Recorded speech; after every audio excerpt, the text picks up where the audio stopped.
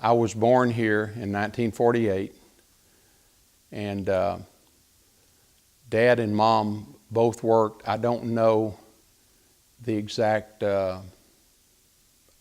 don't know the exact time frame when they were at the Riverside at the Bryan Air Base, but they both worked out there. We moved in 1953, so it was obviously between late 40s and early 50s, but we moved in 1953 when Dad finished his degree in vocational agriculture. He was an ag teacher for 20 years and a farmer for 50 years, but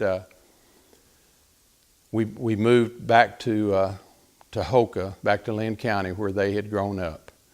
So the Riverside RELLIS campus has a lot of importance and meaning to me because of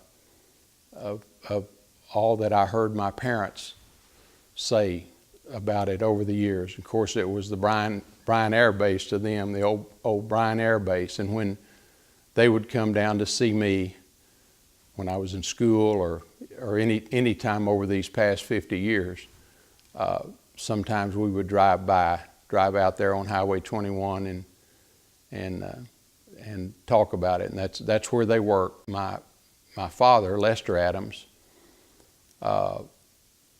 worked for a vocational training school, vocational school. A man, I remember he and Mother spoke often fondly of L.D. Williams and his wife Winnie, L.D. and Winnie Williams. When L.D. Williams was here in Bryan College Station, he was the director of this vocational training school, and my father, before he left, was the associate director. I don't think he didn't start out as associate director, but this was a wonderful vocational school and training facility that was obviously needed. I remember Dad told me they taught like welding and cabinet making and upholstery and maybe an electrical trade.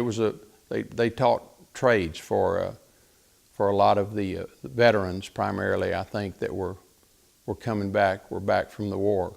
And ironically, my mother worked at Bryan Air Base, but she was not with this. I think it was maybe the Southwest Vocational School or Vocational Training School. Mother was actually with maybe the Air Base. I don't know who was in charge of the Bryan Air Base, but she worked. She was the secretary. Today it would be executive assistant, I think, but she was the secretary to Major somebody who was in charge. I just remember talking about the flights coming in, and I remember her speaking fondly about how much she loved the job. Of course, I was little, 2 or 3 years old. I was small, and a lady kept me at home during the day, and Dad and Mom worked. I wish I'd paid more attention over the years when talk of the Bryan Air Base would come up and what they were doing out there. Now I'd give anything if I remembered all the little details that they talked about and exactly who Mother worked for. I can't remember. Let's fast forward to RELLIS. When was the first time that you heard the Texas A&M University system was going to take over the Riverside campus and do something with it? Well, of course, we've known about Riverside forever, and we've known that some of the agencies, they've had activities and projects going on at Riverside for many, many, many years. But I credit John Sharp to. I mean, it's just it's transformational what's happened. It was Sharp's brainchild.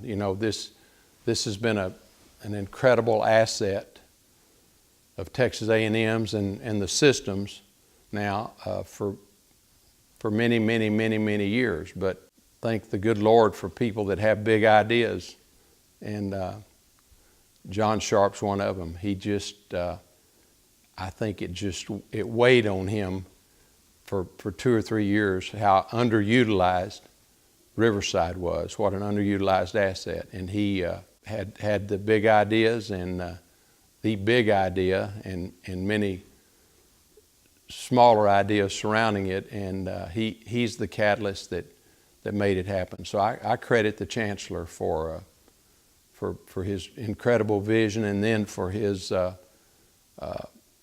attitude about getting it done.